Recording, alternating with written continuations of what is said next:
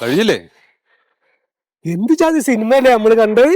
ഓ, ഓള് എന്തൊരു സുന്ദരിയാടാ നോക്ക് അല്ലേ? പിന്നെ എന്ത് ജാതി പാട്ടാ. സംഗമം സംഗമം ത്രിവേണി ശൃംഗാര പദമാടും യാമം.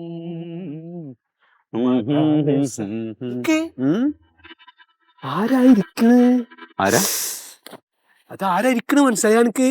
അന്റെ അച്ഛനും രാഘവേട്ടനാണ്. വീട് കളയി വീട് കളയി നമുക്ക്. അതെ അച്ഛനാണ്. അതെ, അച്ഛൻ ചോദിക്കുമ്പോ നമ്മൾ എന്ത് പറയും? നേർച്ചക്ക് പോയി എന്ന് പറഞ്ഞാലോ? നേർച്ചയ്ക്ക് പോയി എന്ന് പറയണ്ട, നേർച്ചയ്ക്ക് പോയി എന്ന് പറഞ്ഞു. ഏത് നേർച്ച, എന്ത് നേർച്ച എന്നൊക്കെ ചോദിക്കില്ലേ? എന്നാ ഞാൻ ഒരു സൂത്രം പറയട്ടെ. സിനിമക്ക് പോയി എന്ന് തന്നെ പറയാ, വേറെ പറയാൻ കിട്ടൂല. ഒരു കുത്തു വെച്ചിട്ട് ഞാൻ ഒരു കാര്യം ചെയ്യാം, നമുക്ക് അത് തന്നെ പറയാം. രക്ഷിതാക്കളോടൊന്നും നോണ പറയാൻ പാടില്ല എന്നല്ലേ? എനിക്കും കഴിയൂല അതിന്. വാ.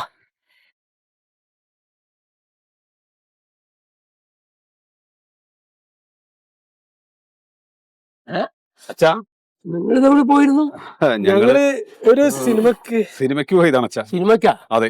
ഏത് സിനിമക്ക്? ത്രിവേണി. ത്രിവേണി എന്നുള്ള സിനിമ. ശാരദ, നസീറും സത്യനും ഒക്കെ ഉണ്ട്. നല്ല സിനിമയാണ്. നമുക്കൊന്ന് പോയാലോ? അല്ല, ജോലി എന്തെങ്കിലും ആയാ? എന്താ ഞാൻ പോട്ടെ. അല്ല, നിക്ക് എന്ത് ചോദ്യ രാഘവട്ട ഇത്? പഠിക്കുന്ന സമയത്ത് എല്ലാവരും ചോദിക്കുന്നു പഠിപ്പ് കഴിഞ്ഞില്ലേ, പഠിപ്പ് കഴിഞ്ഞില്ലേ? ഇത് പഠിപ്പിപ്പോ കഴിഞ്ഞല്ലേ ഉള്ളൂ. ഇന്നൊരു ജോലി കിട്ടട്ടെ, ജോലി കിട്ടുമ്പോ പറയാം. എന്നാ പിന്നെ ഞങ്ങൾ അങ്ങോട്ട് നോക്കി പോണേ. വാ. സംഗമം സംഗമം. പിള്ളേരുടെ അവസ്ഥ.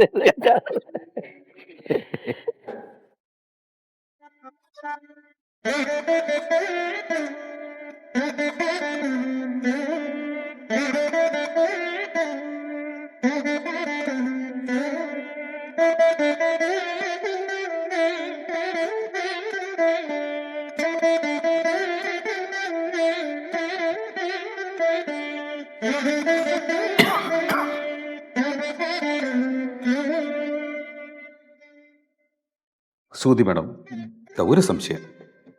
ഈ സത്യൻ സാറേ, സംശയങ്ങളൊക്കെ സുഗന്ധി മേഡത്തോടാണല്ലോ, എന്നോടൊന്നും ചോദിക്കുന്നില്ല.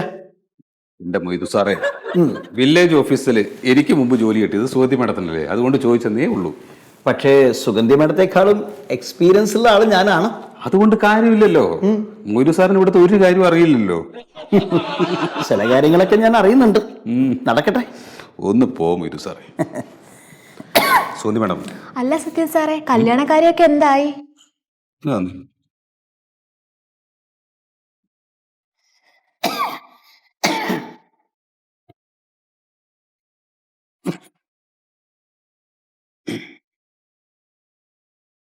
അല്ലെങ്കിലും കല്യാണക്കാരൻ ചോദിക്കുമ്പോ സത്യശീലൻ വല്ലാണ്ട് ഒഴിഞ്ഞു മാറുന്നുണ്ട്. അതെന്തിനാ? എന്റെ മൊയ്തു സാറേ, പഠിച്ചുകൊണ്ടിരുന്ന സമയത്ത് എല്ലാവരും ചോദിച്ചുകൊണ്ടിരുന്നു പഠിത്തം എന്തായി. ഇപ്പൊ പഠിത്തം കഴിഞ്ഞു, പിന്നെ ആളുകളുടെ ചോദ്യം എന്താ? ജോലി എന്തായി? ജോലി ഒന്നും കിട്ടുന്നില്ലല്ലോ. ഇപ്പൊ ജോലി കിട്ടി.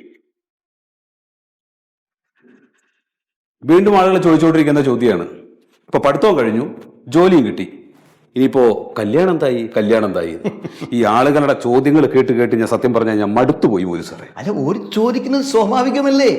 എന്നും ഇങ്ങനെ ഒറ്റാൻ തടിയായിട്ട് ജീവിച്ചാൽ മതി? ഒരു കല്യാണമൊക്കെ കഴിക്കണം, പക്ഷെ നടക്കണ്ടേ? സത്യൻ സാറേ, കഴിഞ്ഞ ആഴ്ച പെണ്ണ് കാണാൻ പോയിട്ട് എന്തായി? പറയുമ്പോൾ അതെന്തായി? അതൊന്നും നടക്കില്ല മൊയ്തു സാറേ.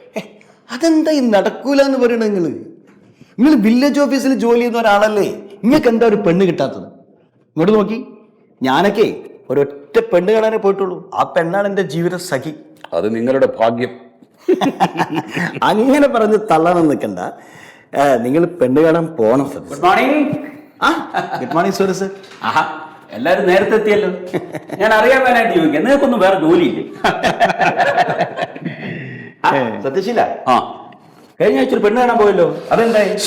എന്റെ സുഹൃം സാറേ, ദയവ് ചെയ്ത് എന്നോട് അത്തരം കാര്യങ്ങളൊന്നും ചോദിക്കരുത്. ആവുമ്പോ ഞാൻ പറഞ്ഞേക്കാം. അല്ല എന്റെ അറിവിലൊരു കുട്ടിയുണ്ട്, നമുക്കൊന്ന് പോയി അന്വേഷിച്ചാലോ? വേണ്ട.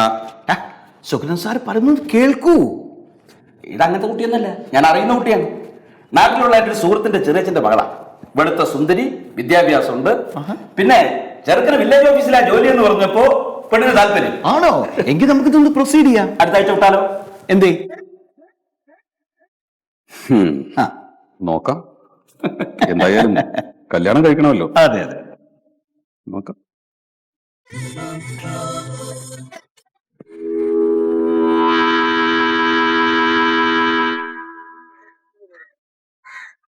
മണ്ടോദരി, വഴിയിലെങ്ങും ഒരു തെണ്ടികളെയും കാണാനില്ല. ഈ തക്കം നോക്കി നമുക്കങ്ങ് പോവാം. വാ വാ. എവിടേക്കെങ്കിലും പുറപ്പെടുമ്പോ എന്തിനാണ് എപ്പോഴും വഴിയിൽ ആരെങ്കിലും ഉണ്ടോ ഇല്ലയോ എന്ന് നോക്കുന്നത്? എന്താ, വിവാഹം കഴിഞ്ഞിട്ട് 3 വർഷമായില്ലേ, കുട്ടികളുണ്ടായില്ലേ എന്നുള്ള ചോദ്യമാണ്.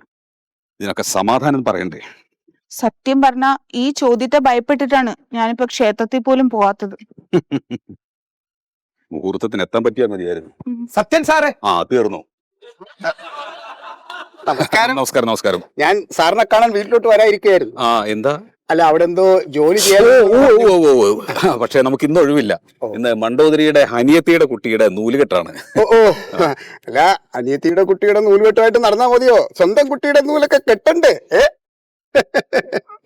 എന്നാ ശരി. അല്ല, അപ്പൊ ഞാൻ ജോലിക്ക് നാളെ വരണോ മറ്റന്നാൾ വരണോ? 2 ദിവസം കഴിഞ്ഞിട്ടാവാം. ശരി. ഞാൻ പറഞ്ഞില്ലേ, നാട്ടുകാരെ തെണ്ടികൾക്ക് ചോദിക്കാൻ ഒരുപാട് ചോദ്യങ്ങൾ ഉണ്ടാകുന്നു.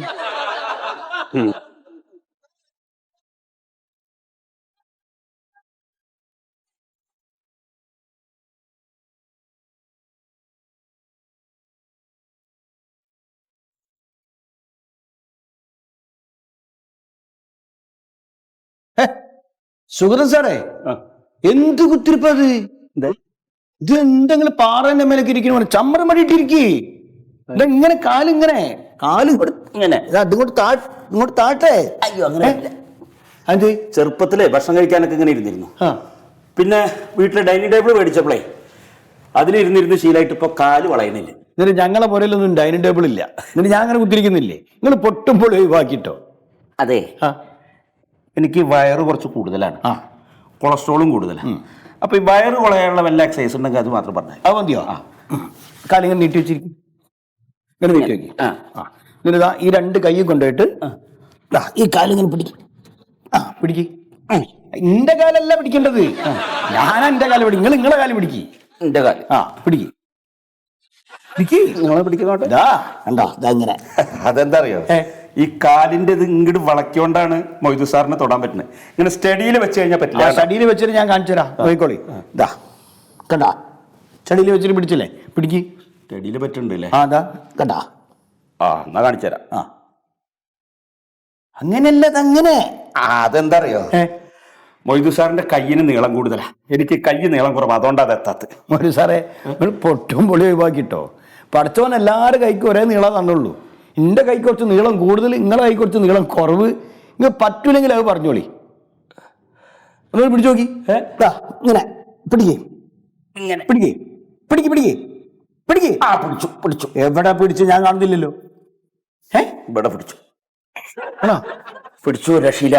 അപ്പൊ അത് നടക്കൂല, അവരോടി പറ്റില്ല. എന്നാ പിന്നെ വേറെ ഒന്ന് കാണിച്ചു തരാം ഞാൻ. ഇതാ ഇങ്ങനെ കിടക്കി മലർന്നായിട്ട് കിടക്കുക. മലന്ന് കിടക്കൽ എളുപ്പമുള്ള പണിയാ. ഇന്നലെ നോക്കിക്കോളി. എത്ര നേരമാണ് കിടക്കും ഞാൻ? കിടന്നാ പോരാ, മലന്ന് കിടന്നിട്ട് നമ്മളെ 2 കാല് ഇതാ ഇങ്ങനെ പൊന്തിക്കുക. കണ്ടോ? ഇങ്ങനെ പൊന്തിച്ചിട്ട് 10 സെക്കൻഡ് ഇങ്ങനെ വെക്കുക. കാല് കുത്തനെ 90 ഡിഗ്രിയിൽ ഇങ്ങനെ വെക്കുക. എന്നിട്ട് 10 സെക്കൻഡ് കഴിഞ്ഞിട്ട് മെല്ലെ കാലിങ്ങനെ താഴോട്ട് ഇങ്ങനെ. ഇത് ഞാൻ ഏറ്റു. അങ്ങനെ മടക്കാൻ പാടില്ല. കാല് മാത്രമേ ഉയരാവൂ. കിടക്കി ഒന്ന് ചെയ്. തല അവിടെ നിൽക്കിയെന്ന്, കാല് മാത്രം ഉയർത്തി. കാല് മാത്രം ഇവിടെ താങ്ങൊന്നും കൊടുക്കാൻ പാടില്ല. ഞാൻ ഒന്നുകൂടി കാണിച്ചു തരാം. അടക്കൽ പണിയൊന്നും നടക്കില്ല. അതെ, നമ്മൾ ഈ ചെയ്യണമൊക്കെ കണ്ടുകൊണ്ട് നമ്മളെ സത്യശീലൻ സാറ് വന്നുള്ള സ്ഥിതി അറിയാലോ. അയ്യോ, സാറ് പണ്ടത്തെ പോലല്ല. പണ്ട് ക്ലർക്കായിരുന്ന സമയത്ത് ഒരു കുഴപ്പമുണ്ടായിരുന്നില്ല. അപ്പൊ വില്ലേജ് ഓഫീസർ ആയപ്പോണ്ടല്ല ഓന്ത് നിറമാറുന്ന പോലെ ഒരു രക്ഷയില്ലാത്ത ആളെ കൊണ്ട്. അതാ ഞാൻ പറഞ്ഞു, ആ വരുന്നതിന് മുമ്പ് ഇത് പഠിച്ചു വെച്ചോളി, വീട്ടിൽ പോയിട്ട് ചെയ്താൽ മതി. പിന്നെ ഞാൻ പറയുമ്പോ കാല് ഉയർത്തണേ. റെഡി, 1 2 3 4. ഇങ്ങനെ മതിയോ? 10 സെക്കൻഡ് വെക്കണേ. 10 second. 4, 5. Good morning sir. Sorry sir. അല്ല എന്താ ഇത്? യോഗയാണ് സാർ. അല്ല അതെനിക്ക് മനസ്സിലായി. നിങ്ങൾ എവിടെയാണ്? ഓഫീസിൽ. അല്ലേ? വില്ലേജ് ഓഫീസറുടെ ചെയറാണത്. നിങ്ങൾ എൻ്റെ പഴയ സുഹൃത്തുക്കളാണെന്നുള്ളതുകൊണ്ടാണ് ഞാൻ നിങ്ങളോട് സംസാരിക്കാത്തത്.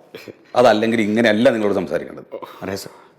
ഇത് സൂര്യൻ സാർക്ക് കൊളസ്ട്രോളും വയറും കുറച്ച് കൂടിയപ്പോൾ ഒന്ന് യോഗ ചെയ്ത് കാണിച്ചു കൊടുത്താൽ. ശരി ശരി ശരി.